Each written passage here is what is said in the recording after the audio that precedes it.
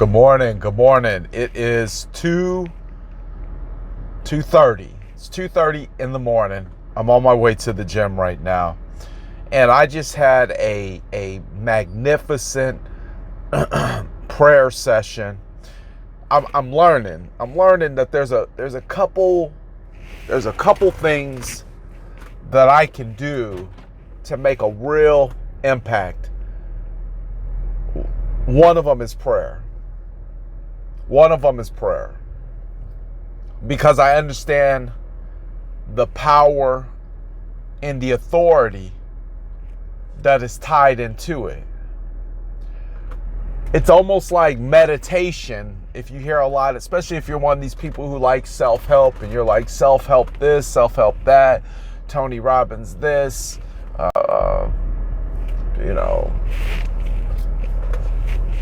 whatever that. These guys are ultimately talking a step under what prayer is. So like I'm in my prayer and I'm doing what I gotta do and I'm talking to God and I'm having this conversation, and what comes up in my mind, I don't know if I'm praying this, but what I'm thinking is, my purpose doesn't look like yours. Your purpose doesn't look like mine. I'm not going to look around. I'm not going to watch something. I'm not going to get inspired. There's nothing that somebody else is doing that's going to give me a direction better than me praying and asking God, what is my purpose? So it's useless. It's literally useless to compare yourself. It's literally useless to envy, to be jealous, when the road that person's on is not the same one that was meant for you. It's not your race. That's not your route. And I'll admit it. Sometimes I'll be flipping through Facebook and I'll get caught up and I'll say, I think that person is like the same age as me. I think that person's the same age as me. But boy, it looks like they're doing good.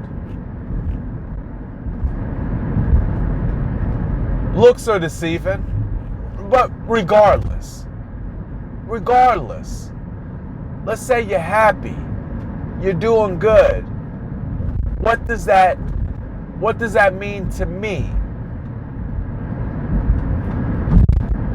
See, I was listening to something yesterday and it said, you may look at wealthy, rich, and successful people and you may say to yourself, and you might not admit this out loud because something inside of you, your pride or your ego, won't allow you to admit things like this, but something inside of you probably said, how did they avoid the process?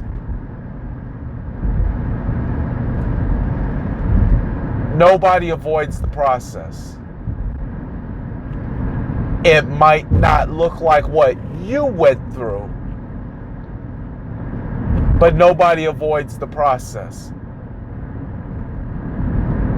See, money ain't my problem right now, but I used to have more money than I do right now.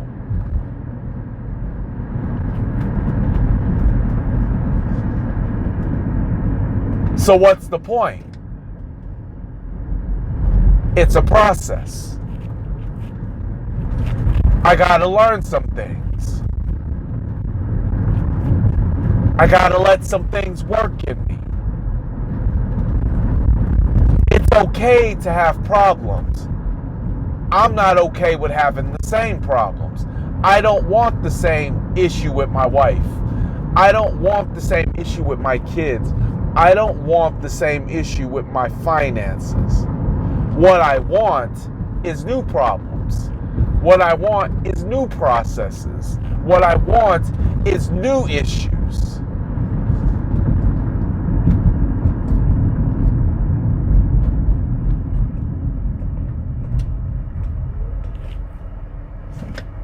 My journey is not going to look like yours. And we get caught up and looking and comparing ourselves to other people. Well, why do they have a good relationship? How you know they didn't go through 15 years of fighting and cutting on one another? Police showing up every single day before they got to a point where they were like, all right, enough's enough. Our pastors are the main ones, and it's hilarious because they'll be so open talking about, man, the police used to be at our house. I'd find a phone number in his phone, and I would flip out, start tearing. He would be turning over the tape. But that was then. What they're telling you is that their relationship went through some processes. And had it not been for God, that one of them should have been in jail or dead, if not both.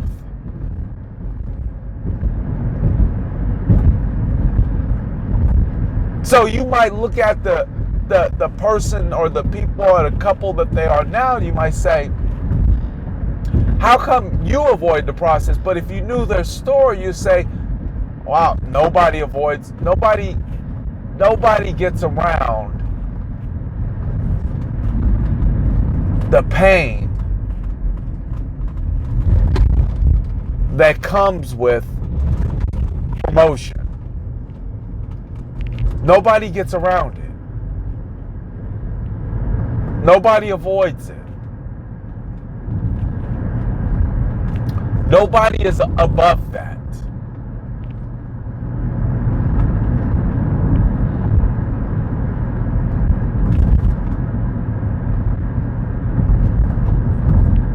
So why do you think you are?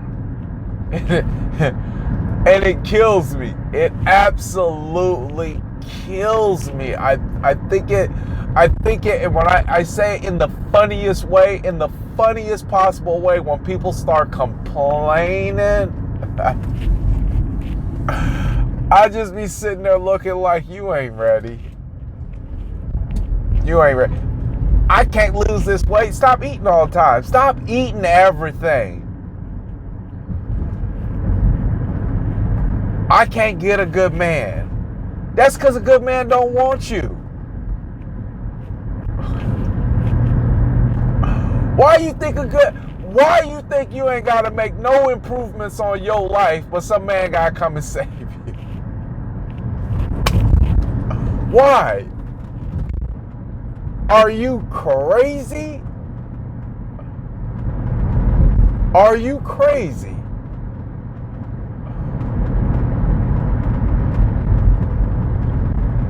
I'm tired of being broke. Stop spending your money frivolously. You know, a person that doesn't even know what their bills are monthly. I'm talking about not stuff that come up, because you can't predict that. But I'm talking about you don't even know what your regular bills are. You just wait for them to come in the mail and just open them up and be like, okay, here it is. You don't even know where your money going. But yet you think you're supposed to be giving more?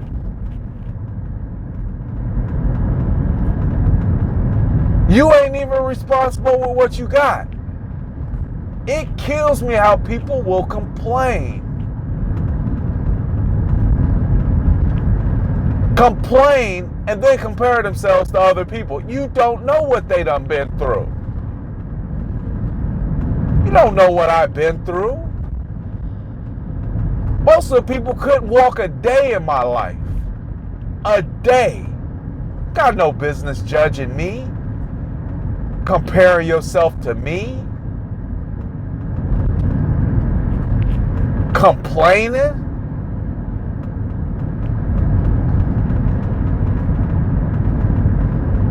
Everybody wants promotion, but nobody wants process.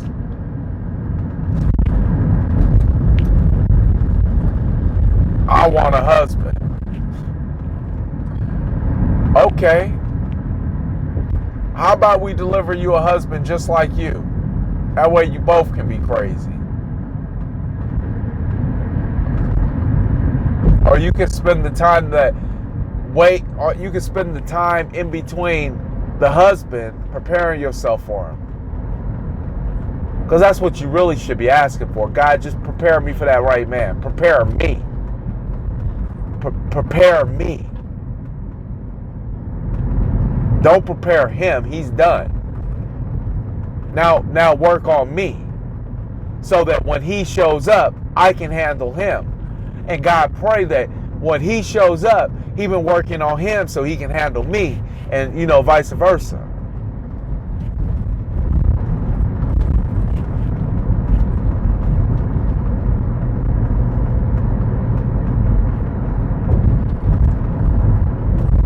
And you got to accept that your journey is not going to look like mine. Your process is not going to look like mine. Not everybody had to go through 10 years in prison.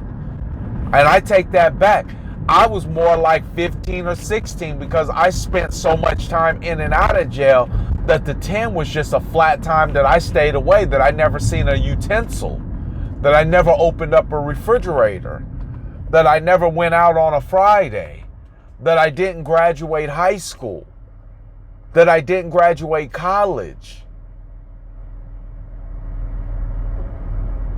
that I didn't get to see a bathtub, that I didn't get to date a woman.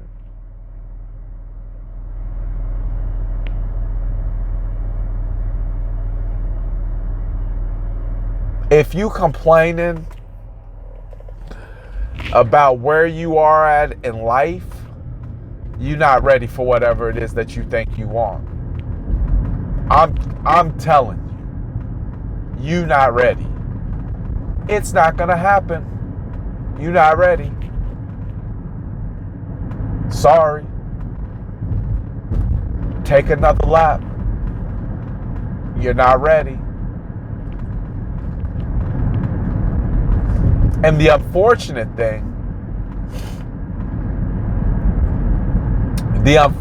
thing about it all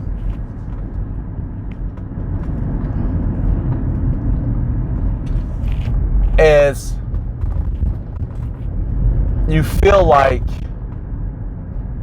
some way, somehow God has cheated you and made you less than.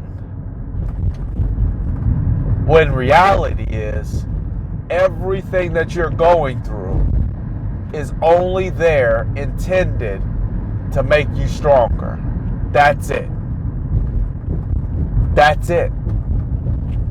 But you think that the things that keep popping up against you are there to stop you. I know two things, and I'll leave it at this. One, that when there's a problem or when things are popping up, promotion is not too far on the other side. I know that. So when things start coming at me, I think this month we done had a car do something weird. We done had a whole refrigerator do something freaky on us. It must have been one more other thing that we done been through. One more other thing that we done potentially went through that was costing me money, that I really thought, I was sitting there like, man, this is cool. Look at what we got. Look at what we got left in this account, because we've been tracking everything. And that slowly but surely got consumed. I was like, man, just go and pay for it. Sanaya's daycare shut down. Now we got, go and pay for it. This came, go and pay for it. Pay for it. Take care of it. Not like, oh my God, why again? Oh. Pay for it. Take care of it.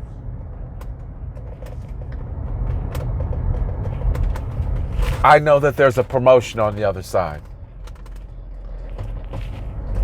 When you start understanding that problems simply mean that promotion is right around the corner, you will welcome all the problems that you can handle to come. And the more, the merrier. Ain't that crazy? The more problems you got, the bigger your blessing is. Because at that moment is when you're supposed to put your trust and your faith in God. and not complain. The complaining shows that you don't have faith. The complaining is trying your faith. And then the second thing is, I know that after every victory, I'm vulnerable to something else coming up that could snatch away that victory. You got to be aware of these two things. You got to be aware of them, because they'll move you out of complaining into gratitude, and they'll allow you to stay prayed up even after the victory, because you're going to be tested again. But the part about I want a man, I see that so much time on social media. I'm sitting there thinking, I scroll through about 5, 6, 7 of your posts and be like, you talk bad about men, how men are dogs. I don't think God created woman to be bitter. Yeah, not every man is good. I get that. But are you praying for the right thing? Pray that he one big problem, I'll leave it at this. One big problem I had with my wife is I used to pray for God to fix her. The moment I started asking God to fix me is when things started to change. Stop asking God to fix other people and start asking him to fix you, so that you stop looking at the speck at other people's eyes and start paying attention to the plank in your own, so that you can get right. Because when it gets time to stand at the gate, God ain't going to ask the person standing next to you what they did to help you get in there. The God's going to ask you, what did you do? Well, I was trying to fix them. God can be like, well, take another lap.